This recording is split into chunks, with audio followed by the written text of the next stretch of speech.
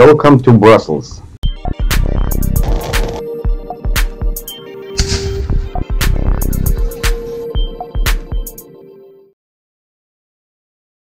We spent here only 4 days, but before coming, we did a lot of planning because traveling with the kids it is always different. And why? If you have children, you probably understand me. In this video, you will see 14 things we did in Brussels with the kids. For the first day, as usually in a new city, we walk around to explore the old town. For the kids, long walks usually are not very fun.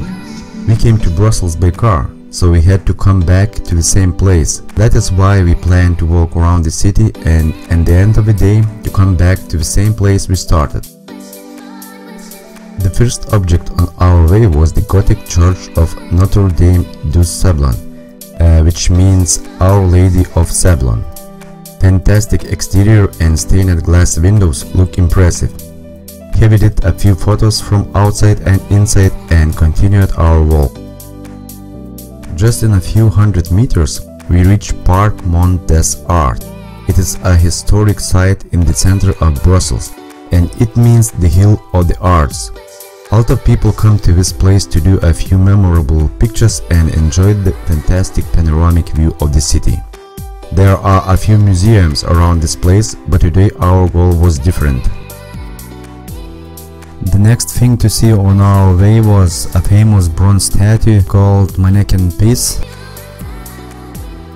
Just a couple of minutes walk from Mannequin Peace, located a town hall and a grand place. Brussels Grand Place is very nice square and I believe is a must to visit while visiting Brussels. I think that this place is all the time full of tourists and you can spend here probably a few hours watching at amazing buildings, tasting dishes in local restaurants or tasting waffles. Next to Grand Place we visited the Gallery of Saint Hubert. Here you can find a lot of clothes, souvenirs or chocolate shops. This place has glass ceilings, so it is comfortable for shopping during all season. Very close to galleries we visited another statue with the name Mannequin Peace. This statue is not as famous as Mannequin Peace, but it was interesting to find it between narrow streets. The next object was Saint Michael and Saint Gudula Cathedral. It is a beautiful building with stained glass windows. For a few euros you can enter the museum as well.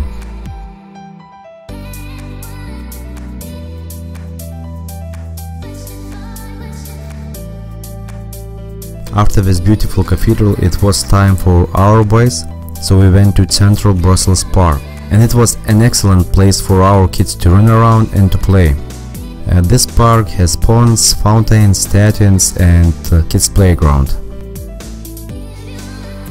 Right on the other side of park we approached the last place of our first day, the Royal Residence of Brussels.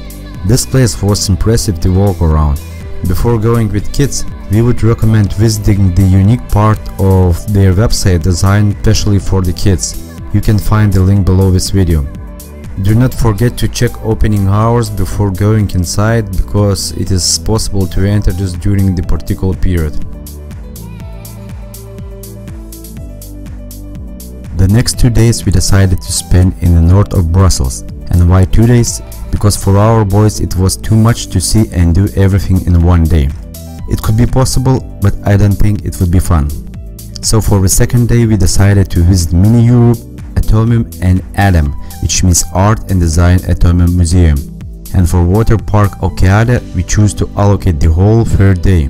And as we saw later, it was a right decision. The 10th thing to do in Brussels is to visit Mini Europe. We loved this place from the very first minutes, because we could see so much within a short period. It was exciting to recognize places where we visited before. They have around 350 models from 90 European cities, and that it is already amazing. It is not just the view, because we saw passing trains, ships and could hear authentic sounds from airports or volcanoes.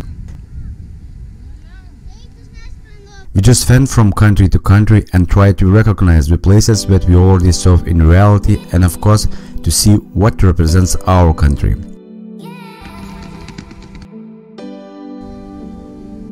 Number 11. Atomium. Just a couple hundred meters from Mini Europe you can see the Atomium, which is one of the most famous landmarks of Brussels. Thousands of people are coming to this place and trying to do the best selfie ever.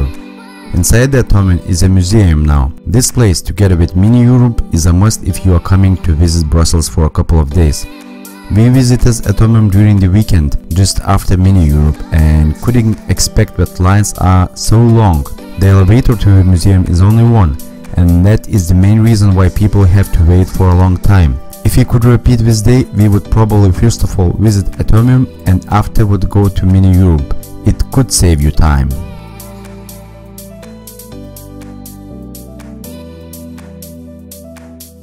Straight after Atomium we went to Art and Design Atomium Museum, or ADAM. It is just a couple of 100 meters from the Atomium. ADAM is a museum which will discover the design from different periods and different countries. Usually they have permanent and temporary exhibitions, which means that you can always find something new here. In the museum we could see things from our childhood, and for the kids was interesting to see different things and shapes. It was an excellent place to educate kids and to tell them about the things that we used in the past.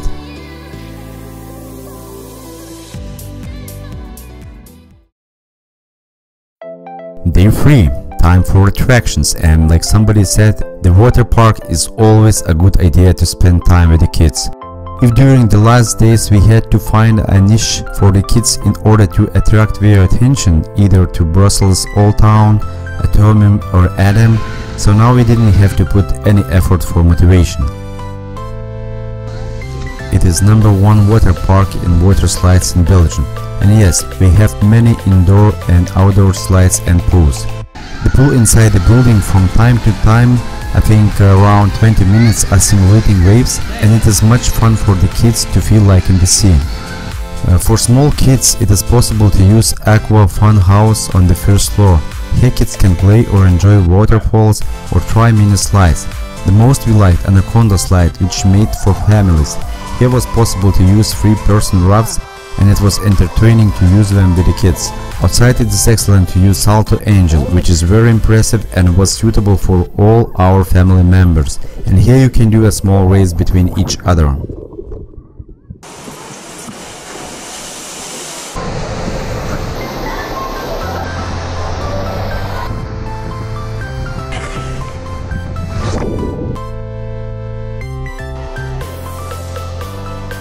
After water park, nobody from us wanted to do anything more.